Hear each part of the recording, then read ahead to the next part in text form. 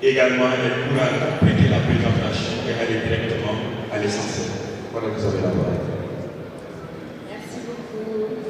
Merci à vous et bonjour à tous, surtout bonjour aux étudiants qui se sont déplacés pour ce panel. Ça me fait plaisir de voir que le sujet intéresse. C'est un sujet brûlant, effectivement, et pas seulement au Sénégal, pas seulement à Saint-Louis, mais partout dans le monde, de plus en plus. Effectivement, je me sentais concernée par la question de savoir comment le changement climatique redéfinissait les priorités de la diplomatie aujourd'hui. Bon, avant tout, il faut peut-être dire que la diplomatie, qu'est-ce que c'est? C'est le bras exécutif international d'une politique gouvernementale et plus qui est définie elle-même par des politiciens locaux qui sont élus, et plus ces politiciens-là sont exposés aux relations internationales, plus ils s'intéressent à ce qui se passe dans le monde entier, plus leur politique étrangère sera intéressante et consensueuse dans l'intérêt du monde entier. Donc en fait, pour dire que la diplomatie, c'est les diplomates, on suit les instructions du gouvernement. Et vous savez qu'en Europe, les débats autour du changement climatique et de la protection de l'environnement, après avoir fait de grands progrès ces 20 dernières années, je dirais, traversent une période délicate avec une opposition qui commence à s'interroger et qui n'est pas d'accord avec les sacrifices proposés. Et c'est un moment un peu plus difficile en ce moment. En tout cas, le Luxembourg est parmi les États membres de l'Union européenne les plus ambitieux en matière de politique de changement climatique et j'en suis très contente. Donc on a prévu un objectif de réduction des émissions de CO2 de 90% d'ici 2040, c'est-à-dire dans 15 ans.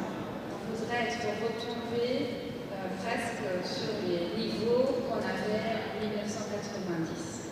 Donc c'est ça l'objectif qui est le plus pressant.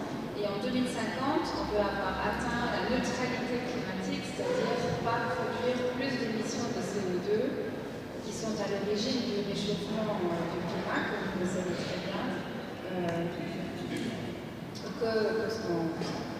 Donc évidemment, vous savez qu'il y a plusieurs méthodes, plusieurs façons pour arriver à réduire les émissions de CO2. C'est évidemment réduire les effets de serre par les énergies renouvelables au lieu d'utiliser du charbon ou de brûler du gaz et de l'essence. Par exemple en utilisant des panneaux solaires ou par exemple en utilisant des voitures qui marchent avec de l'électricité et qui ne brûlent plus de l'essence. Il y a aussi évidemment la reforestation parce qu'on sait que les arbres produisent du CO2, donc il y a toutes ces dimensions-là. Et quand je reviens à la diplomatie, en matière de coopération internationale, je pense qu'il y a surtout deux grands aspects qu'il faut tenir en compte. C'est premièrement évidemment la réduction des émissions dont je viens de parler, et puis tout ce qui est mitigation, donc l'adaptation aux changements qui sont déjà là, qui sont déjà la cause du réchauffement climatique. Et ici au Sénégal, je ne fais que reproduire des chiffres que vos autorités, les autorités sénégalaises ont publiés, notamment l'Agence nationale des statistiques. Apparemment, 90% des Sénégalais ont déjà vécu l'impact du changement climatique. Donc au Sénégal, comme tous les pays du Sahel, qui sont autour du Sahel d'ailleurs, c'est extrêmement important de réagir, de s'adapter à ces conséquences qui peuvent être fatales. Je ne peux pas tenir les deux.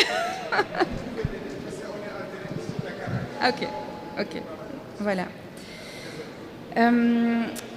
Si je dois dire quelques mots de la diplomatie luxembourgeoise au Sénégal, alors le Luxembourg, il est partenaire du Sénégal depuis 40 ans et on a toujours été très contents d'être ici, travailler avec les Sénégalais en matière de coopération et développement.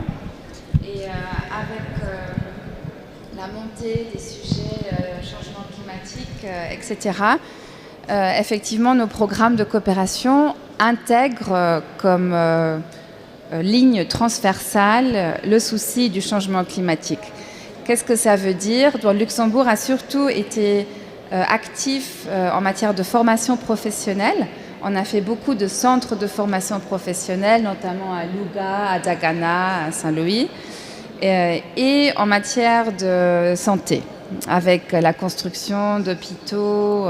L'autre jour, j'ai encore visité un hôpital à Ndioum, dans le département de Podor. Donc aussi là où il y a peu d'infrastructures, où la population est assez éloignée des infrastructures centrales. Donc, qu'est-ce que ça veut dire d'intégrer le souci du changement climatique dans nos projets? Ça peut être très concrètement, quand on construit un centre professionnel ou un hôpital, c'est le construire avec des matériaux locaux. C'est penser à intégrer tout de suite les énergies renouvelables au lieu de faire fonctionner l'hôpital avec l'essence et le chauffage traditionnel. Ça peut aussi être, oui, surtout donc les panneaux solaires. Ça peut aussi signifier, et pour les hôpitaux c'est extrêmement important aussi, intégrer un système de recyclage pour penser à comment se débarrasser des déchets qui sont nécessairement produits. Donc ça concerne évidemment aussi la réduction des émissions. Donc il y a toute une facette de méthodes qu'on peut intégrer dans les projets. Là où je veux en venir aussi, c'est surtout de rappeler que c'est la sensibilisation qui est importante. Sensibiliser les gens, c'est-à-dire les informer, quelles pourraient être les suites de leur comportement de consommation, et quelles sont les alternatives, comment on peut éviter de produire beaucoup de déchets et qu'est-ce qu'on peut faire avec les déchets, proposer des vraies options, des possibilités d'agir différemment au quotidien. Je pense que c'est aussi extrêmement important, et c'est toujours important, c'est comme avec la démocratie, il faut toujours construire et nourrir la démocratie et aussi les réflexes environnementaux, parce que la nature... l'homme a besoin de la nature, on ne peut pas survivre dans une nature détruite, mais ce n'est pas inné, il faut apprendre à comment la traiter et comment prendre soin d'elle. Voilà, quand je viens peut-être à l'autre aspect de la coopération internationale, évidemment ça concerne la réduction des émissions de CO2, et je pense que vous avez tous suivi la semaine dernière la COP30 au Brésil, à Belém, où c'est déjà la 30e COP, où tous les États membres du système des Nations Unies essayent d'avancer en matière de lutte contre le changement climatique. Et cette COP30, on l'a créée un petit peu, on savait que ça allait être un moment très très difficile, parce qu'il y a certains États, certains grands États, pour ne pas les nommer, qui boycottent les efforts qui ont été consignés dans les accords de Paris. Qui ont même retiré leurs engagements auxquels ils avaient souscrit.